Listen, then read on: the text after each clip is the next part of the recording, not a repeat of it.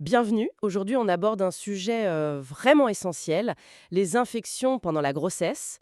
On s'appuie sur des textes qui traitent des infections et grossesses, les risques, la prévention. Et franchement, les conséquences peuvent être sérieuses pour la mère et pour l'enfant. Oui, tout à fait. C'est un sujet majeur. Alors, notre objectif, c'est d'aller chercher des infos clés. Quels sont les risques? Quelles sont les infections, disons, les plus préoccupantes? Et surtout, comment on peut les prévenir? C'est un domaine assez complexe, donc allons-y. Exactement. Et un point fondamental que les sources soulignent bien, c'est le moment de l'infection. C'est pas du tout la même chose si ça arrive tôt ou tard. Ah oui, Bah oui. Au premier trimestre, pendant la période embryonnaire, là, le gros risque, ce sont les malformations, ce qu'on appelle une embryopathie. d'accord. Et plus tard, pendant la période fœtale, là, on craint plutôt un accouchement prématuré ou alors une atteinte des organes du bébé, une photopathie.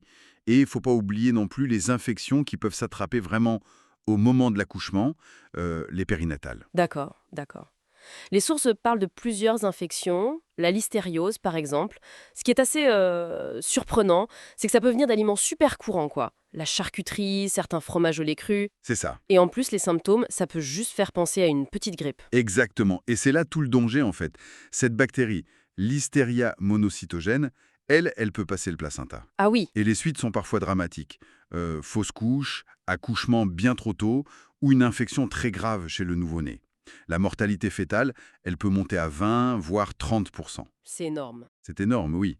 Du coup, l'hygiène alimentaire stricte, c'est capital. Bien cuire les viandes, le poisson, laver vraiment très soigneusement les légumes crus, éviter les produits à risque comme les fromages au lait cru, la charcuterie à la coupe, ce genre de choses. Et puis, toute fièvre, même si elle paraît banale, chez une femme enceinte, hop, il faut consulter. D'accord. Autre exemple qui marque, la toxoplasmose. Beaucoup de personnes sont immunisées et elles ne le savent même pas. Mais si on l'attrape pour la première fois pendant la grossesse, là c'est une autre histoire. Surtout entre 10 et 24 semaines, c'est ça? C'est ça. Pour le risque de séquelles graves, oui, c'est la période la plus critique, notamment des atteintes au cerveau ou aux yeux du fœtus.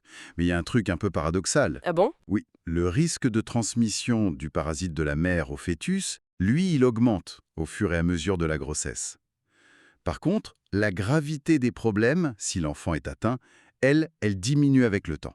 C'est curieux ça. Oui, c'est ça, c'est contre-intuitif. C'est pour ça qu'on propose un dépistage par prise de sang tous les mois aux femmes qui ne sont pas immunisées.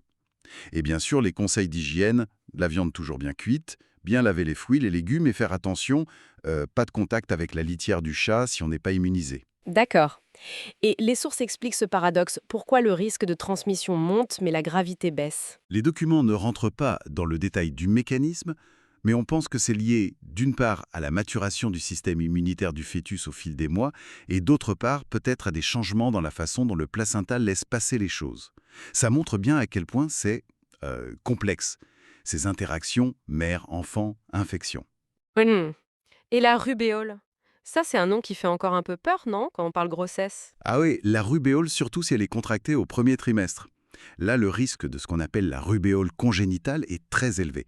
Ça peut donner des malformations cardiaques, cérébrales, des problèmes aux yeux, une surdité. D'accord. Heureusement, après 18 semaines de grossesse, ce risque de malformation il disparaît quasiment.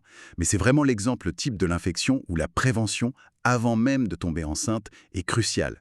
Grâce à la vaccination, le ROR. Oui, la vaccination. Voilà.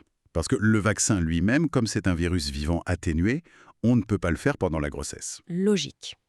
Alors, au-delà de ces cas assez connus, les documents mentionnent aussi d'autres points de vigilance. Mhm. Le CMV, le cytomégalovirus, Oui. le parvovirus B19 avec un risque d'anasarque fœtal, c'est ça, une accumulation de liquide, C'est ça, une sorte d'œdème généralisé chez le fœtus. la varicelle aussi, Zika bien sûr avec le risque de microcéphalie, les hépatites, le VIH, et même les infections urinaires. Ça paraît tellement banal, mais apparemment ça peut avoir des conséquences.